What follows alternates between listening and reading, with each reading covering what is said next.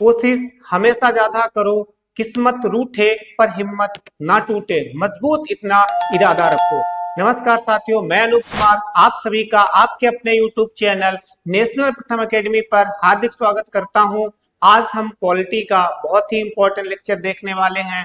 मतलब आज हम पॉलिटी को बिल्कुल प्रारंभ से देखने वाले हैं। तो आइए जल्दी से जो है वीडियो को शुरू कर लेते हैं और देखते हैं कि आज ऐसा क्या है जो सबसे ज्यादा इंपॉर्टेंट है।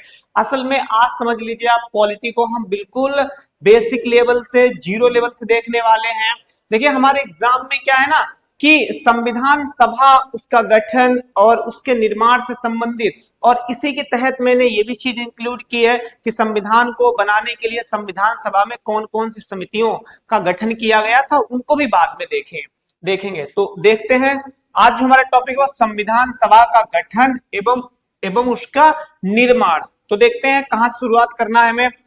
संविधान सभा के गठन का विचार वर्ष 1934 में, ये ईयर मोस्ट इंपॉर्टेंट है। 1934 में पहली बार एम रॉय, पहली बार, क्या नाम है यहाँ पे, नाम में थोड़ी सी मिस्टेक हुई है, एम रॉय, इन्होंने रखा। क्वेश्चन पूछा जाता है कि बताओ किस व्यक्ति द्वारा संविधान सभा के गठन का सर्वप्रथम जो है उसके दिमाग में चीज आई थी या विचार किसने रखा था। तो आंसर क्या होगा, एम एन रॉय। और कब, ईयर भी पूछता है भाई, हमारे लिए दोनों चीजें इंपॉर्टेंट है। तो 1934 में एम एन रॉय ने। फिर उसके बाद में क्या होता है, वही 1935 में एम एन रॉय, सॉरी ये तो मतलब ये चीज हो गई 1934 में इन्होंने रखा, फिर वो चीज वहां पे रिपीट हो गई ना, ये चीज यहाँ पे रिपीट हो गई, काट देते हैं। आगे देखिए, वहीं 1935 में भारतीय राष्ट्रीय कांग्रेस ने पहली बार भारत के संविधान के निर्माण के लिए आधिकारिक रूप से संविधान सभा के गठन की मांग की। अगर पूछे, किसी व्यक्ति का नाम पूछे कि उस व्यक्ति का नाम बताओ जिसने सबसे पहले संविधान सभा के निर्माण की बात की थी, तो आंसर एम एन रॉय होगा। लेकिन अगर पूछे कि ऐसा कौन सा संगठन है, ऐसी कौन सी पार्टी है जिसने पहली बार संविधान सभा के गठन के लिए ऑफिशियल मांग की, तो आधिकारिक का मतलब क्या होता है, ऑफिशियल, तो उसका आंसर होगा भारतीय राष्ट्रीय कांग्रेस पार्टी। ओके, चलिए आगे बढ़ते हैं, आगे देखते हैं। ये आप इसका नोट बना सकते हो, हर एग्जाम में जिसमें जीएस पूछी जाती है उसके लिए बहुत इंपॉर्टेंट होगा ये। फिर संविधान सभा के लिए चुनाव, भाई क्योंकि उसके गठन की मांग की गई, फिर चुनाव हुआ उसका कब, जुलाई अगस्त, मतलब दोनों महीनों में इसका चुनाव हुआ 1946 में, जिसमें भारतीय कांग्रेस को 208 सीटें मिली। हालांकि ये चीज आप स्किप कर सकते हो, कब, जब आप जैसे जीडी है, यूपीपी है, इन एग्जाम्स की तैयारी करो। लेकिन आपका अगर सपना बड़ा अधिकारी बनना है, जैसे पीसीएस है, आरओ है, यूपीएससी है, पीसीएस लोअर है, तो उनके लिए ये चीज इंपॉर्टेंट है, वो नोट कर सकते हैं। लेकिन अगर आपका सपना सिर्फ जीडी और ये एसएससी, तो उसमें ये नहीं पूछा जाता इतना डीपली। फिर है मुस्लिम लीग को 73 सीट्स, अन्य को 15 सीट्स मिली थी। संविधान सभा का गठन, वेरी इंपॉर्टेंट है ये, संविधान सभा का गठन 1946 में हुआ था। पूछा जाएगा कि ये किस ईयर में हुआ था, तो 1946 में हुआ था। अगर आपको बिलीव नहीं है तो आप जो 2000 शायद आई थिंक 24 में जो एग्जाम हुआ था, 24 से 23 में पिट वाला, तो उसमें देखना क्या ये क्वेश्चन पूछा गया, तो डेफिनेटली ये क्वेश्चन पूछा गया है, ठीक है। जिसमें कुल सदस्य 289 थे। सदस्यों की कुल संख्या आपको ध्यान रखनी है, संविधान सभा में कुल कितने सदस्य थे, 389 सदस्य थे। इनमें से 296 सीट्स या सदस्य ब्रिटिश भारत के, मतलब ब्रिटिश भारत के थे इसमें, लेकिन 93 सीट्स किसको दी गई थी, देशी रियासतों को दी गई थी। अच्छा, देशी रियासतों का मतलब समझ लीजिए, देशी रियासतों का मतलब है कि भाई उस समय भारत में राजा महाराजा भी तो थे, तो उनको भी 93 सीट्स दी गई थी कि भाई वो भी जो है संविधान सभा में अपने आप को रिप्रेजेंट करें, आवंटित की जानी थी। फिर है गांधी जी को छोड़कर, ये बहुत इंपॉर्टेंट लाइन है क्योंकि भाई गांधी जी हर समय छाए रहते हैं, बड़ी हस्तियां संविधान सभा में शामिल थी, लेकिन अपवाद, इस चीज को आपको जो है ध्यान पूर्वक रखना होगा कि भाई गांधी जी संविधान सभा में शामिल नहीं थे। ओके, गांधी जी संविधान सभा सभा में शामिल नहीं थे। और जितनी भी बड़ी हस्तियां हैं जैसे हमारे डॉक्टर बी आर अम्बेडकर ये भी शामिल थे, जवाहरलाल नेहरू ये भी शामिल थे, आपके सरदार वल्लभ भाई पटेल ये भी शामिल थे, मतलब बड़े बड़े हर लोग शामिल थे। 15 लेडीज शामिल थी, जो महिलाएं थी वो 15 शामिल थी, जैसे आपकी सुचेता कृपलानी है, सरोजनी नायडू है, ये सारी की सारी शामिल थी। आगे बढ़ते हैं, आगे देखते हैं। ये नोट कर सकते हो भाई, जो है इतना मतलब कंटेंट आपको बेहतर मिलेगा नहीं कहीं। संविधान सभा की पहली बैठक वेरी इंपॉर्टेंट, और इस डेट को तो मैं बताता ही रहता हूं। पहली बैठक 9 दिसंबर 1946 को हुई, जिसमें मुस्लिम लीग ने बहिष्कार किया। भाई मुस्लिम लीग कह रही थी तो भैया हम तो एक अलग दूसरा देश बनाएंगे, तो हम इसमें शामिल क्यों हो? तो उसने कहा हम शामिल नहीं होंगे, हम इसका बहिष्कार करेंगे। फिर इसमें कुल 211 सदस्यों ने हिस्सा लिया। भाई टोटल में अभी देखा कितने थे, टोटल में 389 थे, और जिसमें से शामिल कितने हुए? पहली बैठक में 211 सदस्यों ने हिस्सा लिया। इसमें सबसे वरिष्ठ, ये बहुत इंपॉर्टेंट चीज है, सबसे वरिष्ठ सदस्य जो डॉक्टर सच्चिदानंद सिन्हा थे, ये नाम वेरी इंपॉर्टेंट है। सच्चिदानंद जो सिन्हा थे, कौन थे? जो सच्चिदानंद सिन्हा थे, इन्हें अस्थायी अध्यक्ष चुना गया। भाई वेरी वेरी इंपॉर्टेंट है, ठीक है। जब भी मैं पॉलिटी पढ़ाता हूं तो इनका जिक्र करता हूं।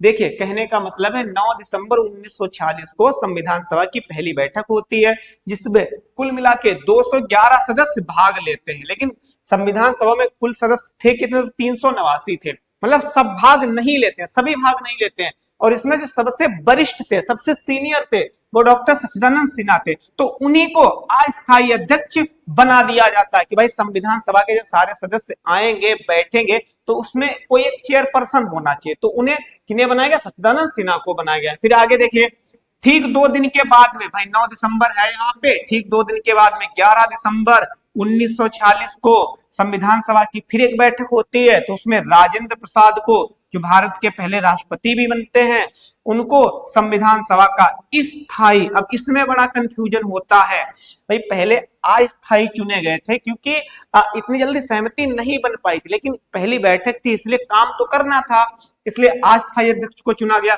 लेकिन फिर सबकी सहमति से जो है संविधान सभा के स्थायी अध्यक्ष को चुना गया, और कौन बना? राजेंद्र प्रसाद बने। ये 2 क्वेश्चन बहुत पूछे जाते हैं। एवं मुखर्जी तथा कृष्णामाचारी को, इन्हें जो है इसका उपाध्यक्ष चुना जाता है, संविधान सभा का उपाध्यक्ष चुना गया।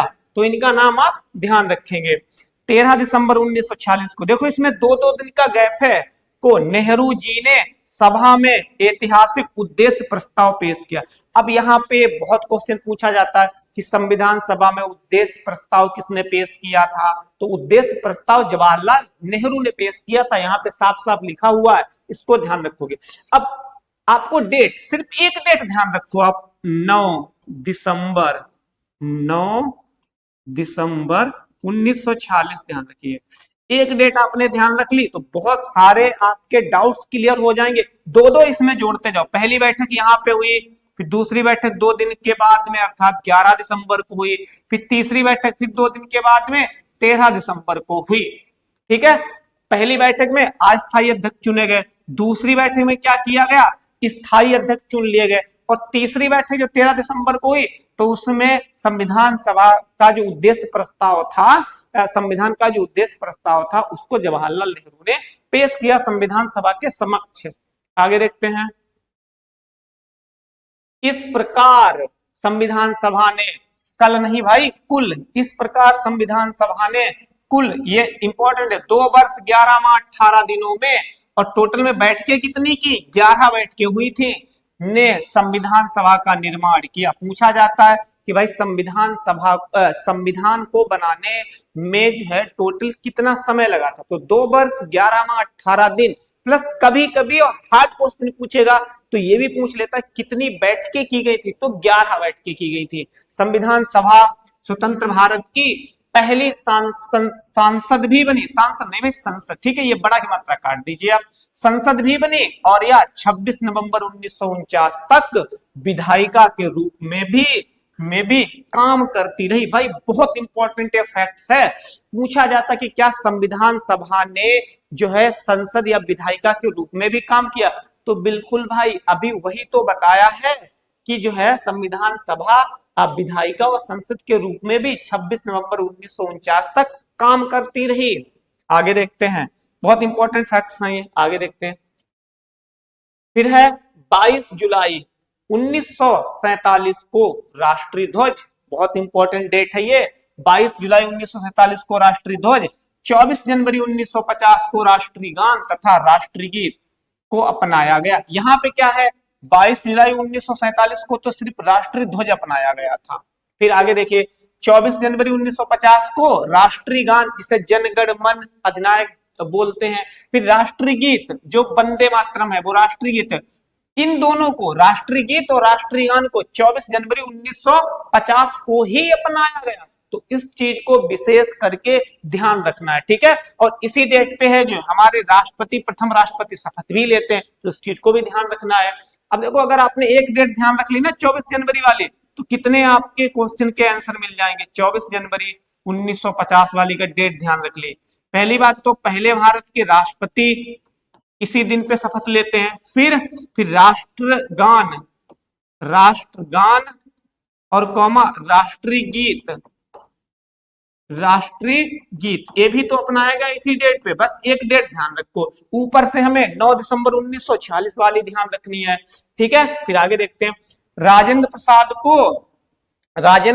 को पहला अभी तो पता था पहला राष्ट्रपति चुना जाता है, और इन्हें शपथ कौन दिलाते हैं, तो इस समय के जो भारत के मुख्य न्यायाधीश होते हैं हीरा लाल जी कानिया, ये राष्ट्रपति को जो है क्या दिलाते हैं, शपथ दिलाते हैं। अच्छा, आपके लिए मैं एक प्रश्न पूछ रहा हूं आप लोगों से, अगर आपको पता हो तो आप कमेंट में बताएं, ना पता हो तो गूगल सर्च कर लें, किसी से पूछ लें तब। हालांकि क्वेश्चन सरल है, लेकिन अगर आप वहां पे थोड़ा सोच पाएंगे तभी बता पाएंगे। जो भारत के पहले पीएम थे, उनका नाम क्या था, नेहरू, जवाहरलाल नेहरू। उन्हें शपथ किसने दिलाई थी, बस नाम बताना है जिसने भी दिलाई हो। ओके, आगे बढ़ते हैं। आगे ये देख लीजिए, देख लो भाई, ये सारे एग्जाम में हमारे पूछे जाते हैं। ओके, संविधान सभा की बड़ी समितियां, असल में जब संविधान सभा बनाई गई थी तो कई समितियां बनाई गई थी, कई बड़ी थी, कई उप समितियां थी जो छोटी थी। तो ये पूछी जाती हैं कि इस जो है सभा का अध्यक्ष या इस समिति का अध्यक्ष कौन था। तो पहले ये प्रारूप जो कि सबसे बड़ी समिति थी, इसका गठन 29 अगस्त 1947 को किया गया। तो भाई ध्यान रखना है, ठीक है, प्रॉपर इसकी डेट जो है पूछी जाती है। यह सबसे बड़ी समिति थी और लगभग में 7 सदस्य इसमें शामिल थे, ठीक है, ये भी बताना है। ये देखो लिख भी दिया मैंने, जिसमें 7 सदस्य थे। इसके अध्यक्ष कौन थे, वेरी वेरी इंपॉर्टेंट क्वेश्चन है ये, हमारे बाबा साहब भीमराव अंबेडकर जी थे, है ना, जिन्हें महानायक भी कहते हैं, जिन्हें बाद में जो है संविधान सभा का जनक भी कहा गया, है ना, जिन्हें जो है मनु भी कहा गया, भारत में आधुनिक मनु के नाम से भी जाना गया। इसके अन्य सदस्यों में गोपाला स्वामी, राजगोपालाचारी होना चाहिए, लेकिन यहाँ पे एक बार चेक कर लेना नाम क्या है सही से, आयंगर ये शॉर्ट नेम है, अल्लाद कृष्णा स्वामी ये थे, फिर अय्यर, पिक्केयम, मुंशी। हालांकि अगर आप कोई छोटे मोटे एग्जाम की तैयारी करें तो इसमें सिर्फ इतना ध्यान रखिए, बाबा साहब अम्बेडकर का नाम आपको ध्यान होना चाहिए, ठीक है, और बाकी आप ध्यान रखते हैं तो अच्छी बात है। आगे बढ़ते हैं, आगे नंबर 2 पे, नंबर 2 है संघ शक्ति समिति एवं संधि संविधान समिति, संधि नहीं संघ होना चाहिए यहाँ पे, संघ, ठीक है, संघ संविधान समिति। इसके जो अध्यक्ष थे वो जवाहरलाल नेहरू थे। मौलिक अधिकारों की संविधान समिति, मौलिक अधिकारों की संविधान समिति तथा अल्पसंख्यक एवं जनजाति के लिए सलाहकार समिति, इन सभी ये अलग अलग समितियां थी, लेकिन इनके सभी के अध्यक्ष कौन थे, अपने सरदार वल्लभ भाई पटेल इसके अध्यक्ष थे। ओके, आगे बढ़ते हैं। ये कुछ समितियां आपको और ध्यान रखनी पड़ेंगी जो कि मुख्य है, इसके बाद में छोटी समितियां आएंगी।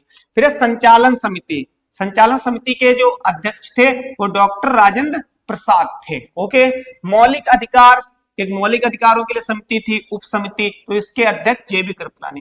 अगर यहाँ पे कंफ्यूजन होता है, नहीं समझोगे तो हो सकता है आंसर आप गलत दें।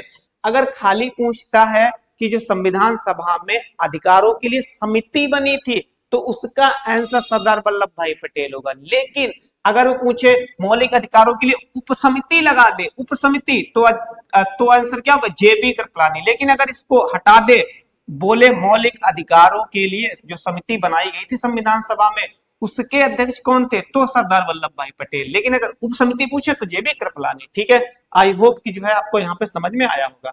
नेक्स्ट है अल्पसंख्यक के लिए उप समिति, तो एच.सी. मुखर्जी। ये आप नोट कर सकते हो, ये एग्जाम में हमारे बार बार रिपीट होती हैं। इतनी ही समितियां हैं, छोटी समिति थोड़ी और है, उन्हें भी देख लेते हैं नीचे जो कि मैंने लिखा हुआ है, ऊपर हेडिंग में मैंने डाल रखी है संविधान सभा की छोटी समितियां। ये कौन कौन सी हैं, पहले कार्य संचालन समिति, तो इसके अध्यक्ष थे के.एम. मुंशी।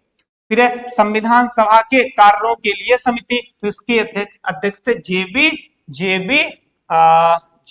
जीबी मावलकर, महावलकर नहीं, मावलकर, ओके, मावलकर, जो कि आगे चलकर यही व्यक्ति लोकसभा के पहले अध्यक्ष भी बनते हैं, क्योंकि बहुत क्वेश्चन पूछा जाने वाला है। ओके, चलिए आगे बढ़ते हैं, आगे देखते हैं, थोड़ा जल्दी करवाना है क्योंकि आज काफी कंटेंट है हमारे पास। फिर संविधान सभा का प्रभाव में आना, अंबेडकर जी ने सभा में 4 नवंबर 1948 को संविधान सभा का अंतिम प्रारूप पेश किया। इस बार संविधान में पहली बार पढ़ा गया, मतलब जब उन्होंने प्रारूप, जिसे प्रम्बल बोलते हैं, जो संविधान के बिल्कुल पहले पेज पर ही है, उसमें लिखा हुआ है हम भारत के लोग, भारत को संप्रभु, इस तरीके से लिखा हुआ है। कह रहा है कि जब ये पेश किया गया तो इसे पहली बार पढ़ा गया संविधान, इस बार संविधान पहली बार पढ़ा गया। फिर संविधान पर तीसरी बार 14 नवंबर 1949 को विचार होना था। अंबेडकर जी ने ये चीज ध्यान रखना, ये प्रस्ताव, the constitution as settled why, ये असेंबली क्या हो गया, वाई असेंबली बी पास्ड, प्रस्ताव पेश किया गया। बस इसका नाम ध्यान रखना, और किसने पेश किया, तो अंबेडकर जी ने पेश किया था। नेक्स्ट है 26 नवंबर 1949 को, वाह, ये डेट बहुत ज्यादा इंपॉर्टेंट है। कौन सी, 26 नवंबर 1949 को हमारा संविधान अंगीकृत। अब यहाँ पे देखना भाई, पूछे कब अंगीकृत किया गया, तो 26 नवंबर 1949 को।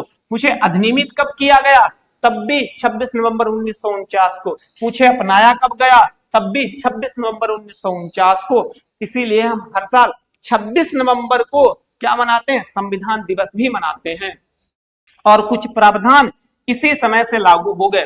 संविधान, पूरा संविधान नहीं इस दिन लागू हुआ, कुछ प्रावधान, कुछ इसके स्पेशल अनुच्छेद लगभग में 17 से 18 थे, वो आपके लागू हो गए जिस दिन ये हमारा अंगीकृत किया गया। ठीक है, लेकिन शेष प्रावधान 26 जनवरी, अब यहाँ पे देखो, इसीलिए तो हम गणतंत्र दिवस कब मनाते हैं, 26 जनवरी को मनाते हैं। क्यों, क्योंकि भाई यहाँ पे तो संविधान का थोड़ा हिस्सा, लगभग में 17 से 18 अनुच्छेद ही लागू हो पाए, लेकिन जो शेष बच गए थे 300 से ज्यादा, वो आपके 26 जनवरी 1950 को लागू हुए।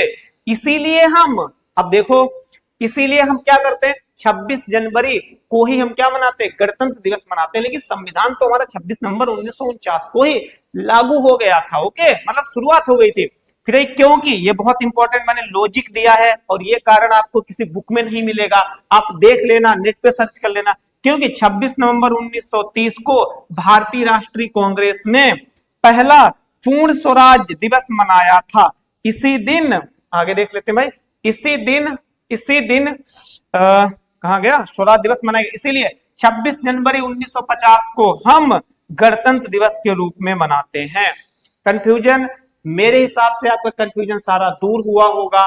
अगर वो पूछे कि भाई संविधान कब लागू किया गया, तो 26 नवंबर 1949 ही आप बताएंगे, ना कि 26 जनवरी 1950 बताएंगे।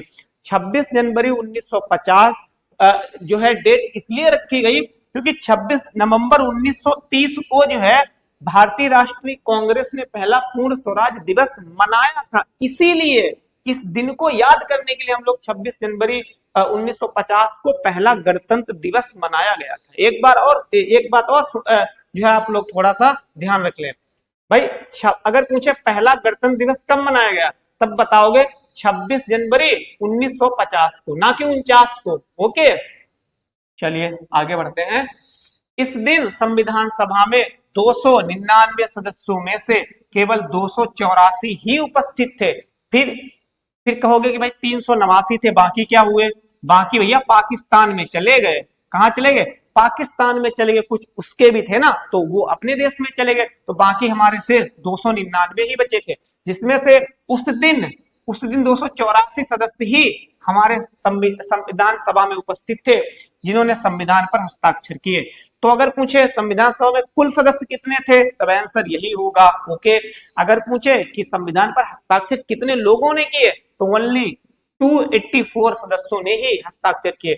अगर पूछे कुल महिलाएं कितनी थी, तो लगभग में मेरे ख्याल से 15 के आसपास महिलाएं थे। एक बार चेक कर लेना, 15 हो या 20 हो, मुझे लगता है 15 है। ठीक है, अब हो सकता है मैं भी भूल जाता हूं कभी कभी। आगे देखो भाई, फिर हम डॉक्टर बी आर अंबेडकर को भारत के संविधान के पितामह बोले, जनक बोले, फादर बोले, और संविधान के प्रमुख शिल्पकार और आधुनिक मनु की संज्ञा देते हैं। ये बहुत इंपॉर्टेंट क्वेश्चन है, घुमा फिरा के पूछा जाता है। कभी पूछा तो संविधान के पिता कौन है, कभी संविधान के जनक कौन है, कभी संविधान के फादर कौन है, कभी कहते हैं कि हम भारत में आधुनिक मनु किसे कहते हैं, तो अंबेडकर जी को कहते हैं, क्योंकि उनका जो है संविधान के निर्माण में अहम योगदान रहा है। ओके, बहुत बड़ी उनकी भूमिका रही है, रोल रहा है। फिर कुछ अन्य महत्वपूर्ण तत्व, वेरी इंपॉर्टेंट, ये तो बहुत ज्यादा इंपॉर्टेंट है, देखो इन्हें। संविधान सभा द्वारा हाथी को प्रतीक मोहर के रूप में अपनाया गया। पूछे कि भाई संविधान सभा ने किस चीज को जो है प्रतीक के रूप में अपनाया था, तो हाथी। ओके, हाथी को जो है मोहर बनाया था। फिर सर सी एन राव को संविधान सभा के लिए संवैधानिक पूछे या कानूनी सलाहकार पूछे, नियुक्त किया गया था। आपको ये सारे पॉइंट्स लिख लेने चाहिए, क्योंकि इतने सारे पॉइंट्स एक जगह पे मेरे हिसाब से, मेरे अनुसार नहीं मिलेंगे, आपको एक एक सर्च करना पड़ेगा। फिर बी आर आयंगर को संविधान सभा का सचिव नियुक्त किया गया था। फिर प्रेम बिहारी नारायण रायजादा भारतीय संविधान के प्रमुख सुलेखक, और कभी कभी इंग्लिश में इसी चीज को कॉलीग्राफर बोल देते हैं, कॉलीग्राफर थे। मतलब कहें इस पॉइंट को मैं समझा रहा हूं, ये सबसे ज्यादा बार ही रिपीट होता है। कहा जाता है कि भाई बताओ, भारत के संविधान को अपने हाथों से इंग्लिश वर्जन, जो मूल संविधान है वो इंग्लिश वर्जन में लिखा गया था, बाद में हिंदी में लिखा गया। कह रहा है कि उस मूल संविधान को अपने हाथों से किसने लिखा, तो प्रेम बिहारी नारायण रायजादा ने लिखा था। अगर पूछे सुलेखक कौन थे, तब भी आंसर यही। अगर पूछे कॉलीग्राफर कौन थे, तब भी आंसर प्रेम बिहारी नारायण रायजादा ही थे। आपने अगर संविधान की इमेज देखी होगी, उसका पेज देखा होगा, इन्होंने हालांकि लिखने मतलब इन्होंने मेहनत की थी, संविधान को पूरा लिखा था, अपनी हैंड राइटिंग से लिखा था, उसके लिए कोई पैसे नहीं लिए थे। इन्होंने कहा था कि भाई हम संविधान के हर पेज पे अपने साइन करेंगे, अपनी पहचान बनाएंगे, कहने का मतलब है। फिर आगे देखिए, जो कि लास्ट है, इतना ही बचा हुआ है, मूल संविधान के हिंदी संस्करण। अब मैंने कहा था ना, पहले जो संविधान पहली बार लिखा गया तो वो इंग्लिश में लिखा गया, इंग्लिश वाला प्रेम बिहारी नारायण रायजादा ने लिखा। अब कह रहे मूल संविधान के हिंदी संस्करण का सुलेखन वही अभी पढ़ चुके हैं हम लोग, बसंत कुमार वैद्य ने किया। ये नाम इंपॉर्टेंट है, अगर हिंदी संस्करण पूछे किसने लिखा, तो बसंत कुमार वैद्य ने। वहीं नंदलाल बोस ने सुंदर ढंग से अलंकृत किया। कहने का मतलब संविधान का आप पेज देखोगे तो उसकी साइड में ना, उसकी साइड में ऐसे ऐसे ऐसे बहुत बढ़िया आर्टिंग की गई है, इस तरीके से, बहुत बढ़िया मतलब लगता है। आप नेट पे जाना और जो उद्देशिका है बस उस वाले पेज को देख लेना, आपको पता चल जाएगा। तो वो जो काम किया वो नंदलाल बोस, कहने का मतलब सजावट की गई थी हमारे संविधान के पेजों की, तो वो इन्होंने किया था। ओके, तो इसी के साथ में आज के सेशन का समापन हो रहा है। और अगर वीडियो आपको सही लग रही हो, हमारी मेहनत पसंद आ रही हो, तो आप हमें बिना किसी हिचकिचाहट के सपोर्ट कर सकते हैं। और आपको किस सब्जेक्ट पे या किस टॉपिक पे वीडियो अगली चाहिए, आप कमेंट बॉक्स में कमेंट भी कर सकते हैं। धन्यवाद।